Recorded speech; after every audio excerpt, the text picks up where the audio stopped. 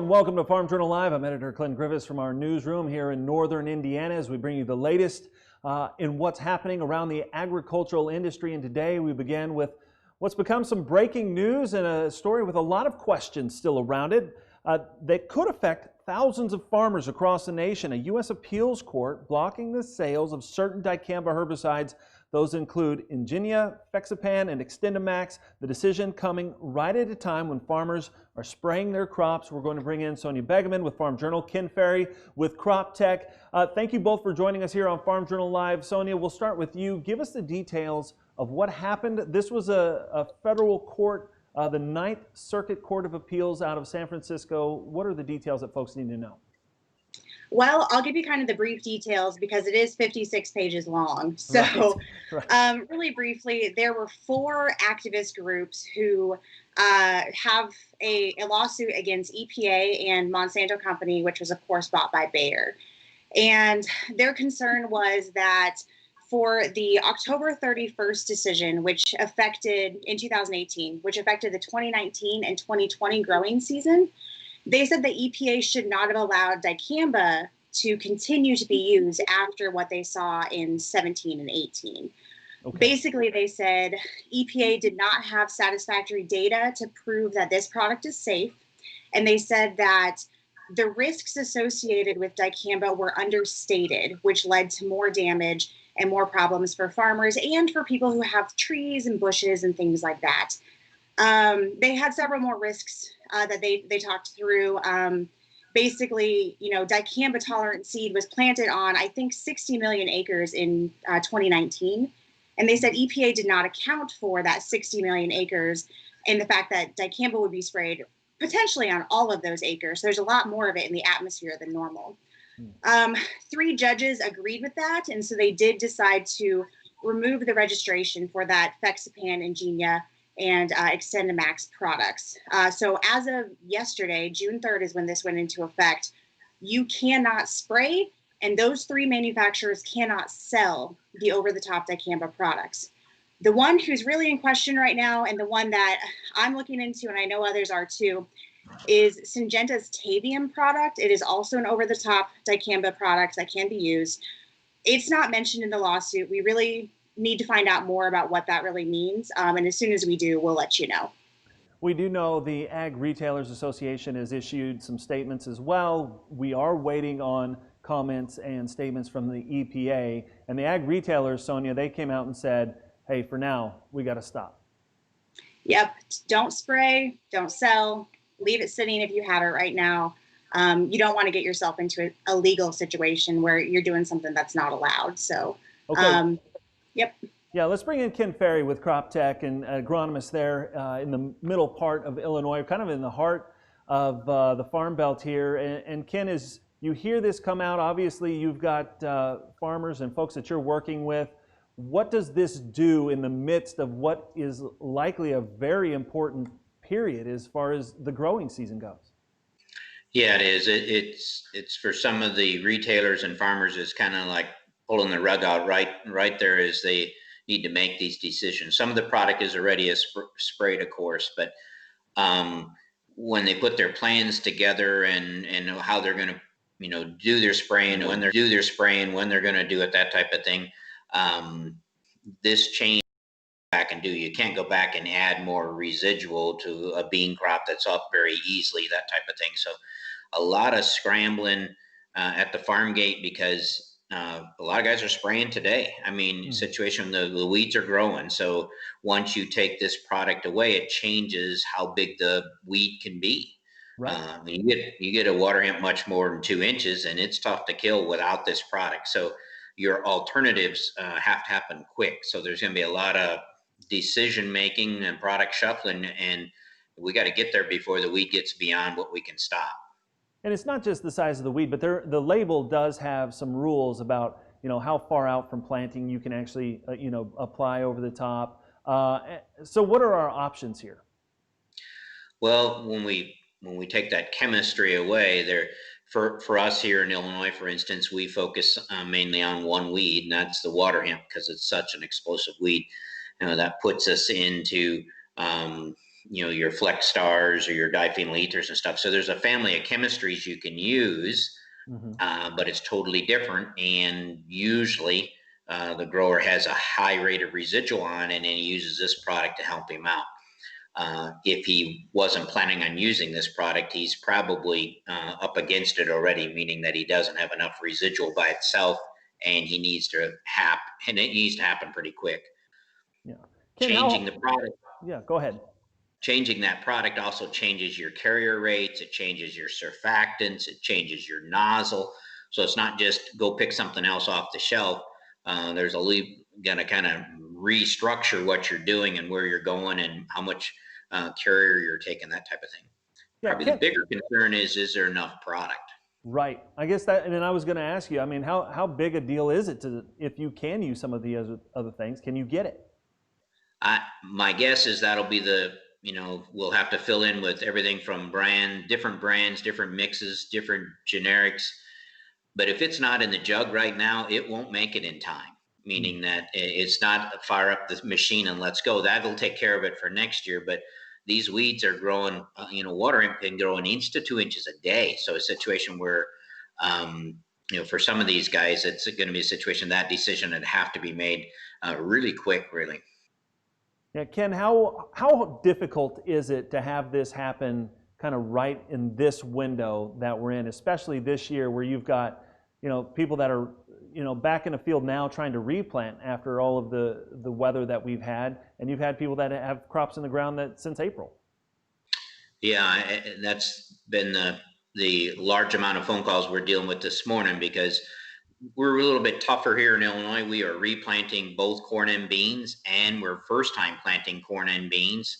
A lot of guys are even gearing up to side dress their nitrogen. So there's so many things going on. And as the farmer laid out his seasonal plans, situation, he was keeping an eye on that June 20th deadline. He's going to make sure he hits that. And then all of a sudden we got to scramble, not because of the deadline, but we got to scramble because the weeds are going to be bigger than what we originally thought. So it's going to create some long nights because we're going to be spraying by day and planting by night, I think, here.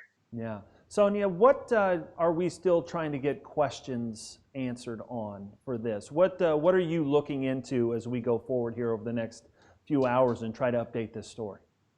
Yeah, as you can imagine, I have reached out to EPA and I've reached out to the 3 manufacturers and some other experts that I know. Specifically, we are kind of asking the question and talking about what Ken's talking about, which is, what do we do with these dicamba tolerant crops this year first? What are those farmer options? The other question that I'm asking and asking for farmers and for retailers is, what do you do if you have that XtendiMax, Spexpan, or Ingenia product sitting in your shed right now? You pre-ordered it, you paid for it. Are you stuck with it even though you can't use it? Super, super important thing to know. I had a farmer reach out to me and ask if there's going to be rebates on the seed for dicamba tolerant seed. I do not know the answer to that one. That's one we're going to try to find out and see what we're going to do with that. We are, of course, trying to figure out if these companies are going to ask for a stay on this product so they can be used. Again, that's probably something that's just going to take a few days to find out. And then finally, I think the big question here is, this was a big decision made by the Ninth Court. They've also made big decisions about things like chlorpyrifos and some other important chemicals. What does this decision mean for the future of crop protection chemicals, whether it's older products like, things that have been around for a long time like dicamba, or new products coming to market? Is this going to have some sort of ripple effect that we just don't know yet? Yeah.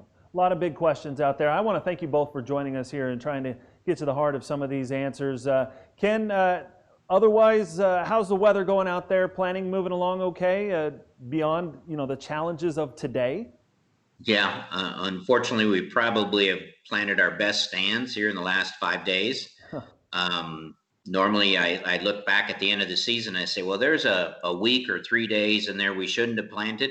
We're struggling to find a place where we should have. Our stands have been suffering from everything from the frost to the heavy rainfall. But I think another couple days and this crop will be over here as far as getting it replanted or planted the first time. But it's definitely been a struggle for the Illinois guys compared to what's been happening in the rest of the Midwest. Yeah, absolutely. It's been a challenge. Thank you both for joining us here on Farm Journal Live. We really appreciate the insights today. On the trade front for soybeans, there have been plenty of conflicting reports regarding China this week. One news outlet reporting the cancellation of more than 20 cargoes, while another said buyers were looking to buy about that many. So what does it all mean for the future of the Phase 1 trade deal? At least one U.S. Senator says he thinks things are still moving forward. Joining us now, we have Iowa Senator Charles Grassley. And Mr. Grassley, let's talk about this Phase 1 trade agreement. You made some comments the other day that you feel like China will live up to those commitments. I feel that way. They may not meet the targets that they promised to buy a certain amount of agriculture products this year, but it's not because of their good faith effort to follow it. They have a very poor economy as well as a result of virus and their recovery, just like we're going to have and are having now. I based my remarks on that point by saying that I have followed it since it went into effect the last week of February. Almost every report's been favorable from China. And recently, Bob Lighthizer, our negotiator, had a meeting with the vice premier of China, and he felt that they were sincere in carrying it out. Are you concerned about some of the kind of heated conversations or lobs back and forth between administration officials that could get in the way of this? Because it was a pretty historic deal if we want to look at it on its face. I think that there's a conflation of our trade agreement with how we feel very negatively towards China in regard to the virus and their lack of transparency, and the World Health Organization tending to help China keep things secret. But I don't see the trade agreement in jeopardy, but I do hear the same things you do from some of my colleagues, even some of the people at the White House. But I had a short conversation when the president was flying to Michigan last week. I telephoned him and got on right away and told him of my fears and how negative that would be towards agriculture and farmers' attitude towards him. And I got the feeling that he wasn't going to let any of this virus stuff interfere with our trading with China. You know, you talked a little bit about our economy here, and our ag economy has felt the impacts of the coronavirus pretty heavily across the board. Do you feel like the coronavirus food assistance program that we've kind of started implementing and those checks are on their way and in the mail, is that enough, or do you see another round needing to be done in the future? If you measure it by making farmers whole, it will not be enough. I had this discussion with Farm Bureau members at my county meeting last week in Rockwell City. They felt it was going to be a big boost and a big help, but not make people whole. I don't think it was intended to make people whole. The only thing that I don't think it takes enough consideration of, and I don't have a figure on this, so I don't know what I should be asking for, but I don't think it takes into consideration the depopulation of our flocks and our pigs, because that onset came after we wrote the CARES Act. The CARES Act was to take care of the low prices just because of the pandemic, not the depopulation. Do you foresee any assistance for the ethanol industry, given that that segment of our industry has been hit so hard? And of course, that's tied directly to corn and corn demand. From my point of view, yes, and Senator Ernst's point of view, yes. We're only 2 votes out of 100 in the United States Senate, but we figure that there's a direct relationship between ethanol and petroleum, because you see the obvious connection. Every gallon's got some ethanol in it, and so we're going to have parity with oil. If there's a help for oil, there's going to be a help for ethanol. We got 130 plants shut down or just partially functioning, and it's not right to be putting oil in the strategic petroleum reserve without helping ethanol at the same time. We did write a letter hoping to get some help out of the CCC, like the meat and specialty crops and grains and livestock's getting. We wasn't successful there. But so when we have a Second CARES Act, I expect this to come up. Senator, one last thing. What do farmers around the country need to know as from your perspective as a senator there working in DC and advocating to make sure that this industry stays solvent and survives, all of the things that have been thrown at them over the last couple of months, 8 weeks? I think it's difficult for me to prove this, but remember that prices dramatically fell when the government did something we'd never done before in the 240-year history of our country. We had a public health issue, the virus. We shut down the government to win the war on the virus. It's not completely won, but it's helping. And shutting down the economy caused the price to drop out of most farm commodities. And we're in the process of getting the economy up and running. And if we get it up and running, we'll have better prices for farmers. Really appreciate you joining us on Farm Journal Live. Thank you so much for taking time today. Thank you. Our thanks to Senator Charles Grassley for sharing those comments with us. Of course, we want to thank all of you for joining us for Farm Journal Live today. A lot of questions out there as we get toward the end of this week. A lot of things that we're hoping to get answers for. You can follow along as we go and try to find those answers. You can go to agweb.com for the very latest on what's happening with dicamba. And of course, our coverage on the coronavirus and the impacts to agriculture, we're continuing to put that on a landing page. You can find that at agweb.com/coronavirus. Obviously, a challenging time, plenty of challenging issues, but we appreciate you joining us for Farm Journal Live today. I'm Clinton Griffiths. Have a great afternoon.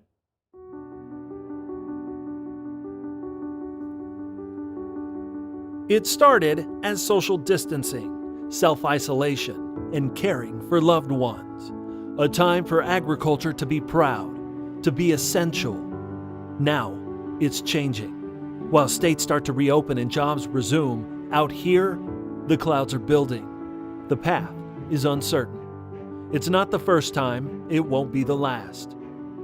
But we'll farm on. This soil is soaked in generations of sweat, of reinvention, of grit. Farm on is a calling. It's a mantra, a mindset. When the horizon dims and things turn dark, we'll find the light. We may be doing this for you, but we're also doing it for them. 2020, now's the time to farm on.